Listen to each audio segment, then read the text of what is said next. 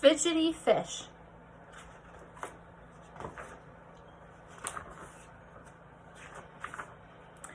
Tiddler was always fidgeting.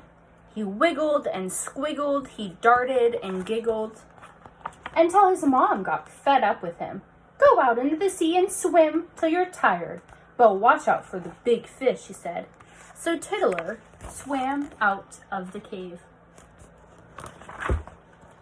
He dived and he flipped and he leapt and he dipped. He sped faster than a rocket and glided gently like a swan, letting the sea currents fan his fins, but he still didn't feel tired.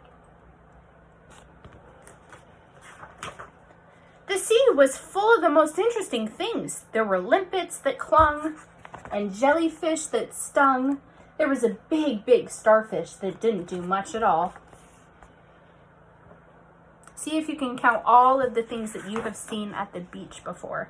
Hello, said Tiddler, nudging the starfish gently with his nose. The starfish didn't answer. It didn't even move. A crab side-led by, clicking and clacking his big claws. Tiddler wanted to play with it, but the crab scuttled off and disappeared into the seaweed. Oh, he looked sad. Tiddler came to a big, dark cave. It looked much more exciting than his cave back home, so Tiddler swam in.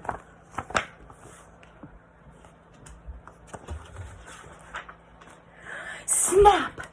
Everything went dark. Tiddler was trapped inside the big fish. He trembled and he shivered and he shook and he quivered. He looked scared. Until the big fish's tummy began to feel very funny indeed. It rumbled and grumbled, it turned and it tumbled, it fluttered and groaned and mumbled and moaned.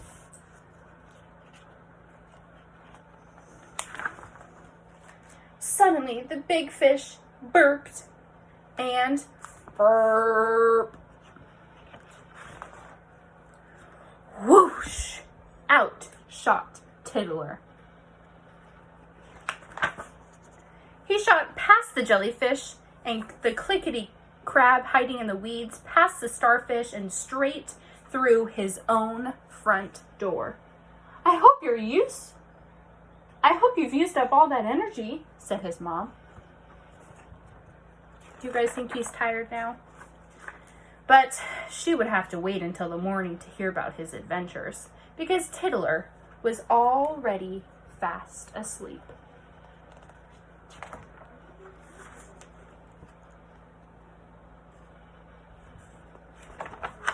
All right, friends. That's another great book for our Under the Sea beach theme.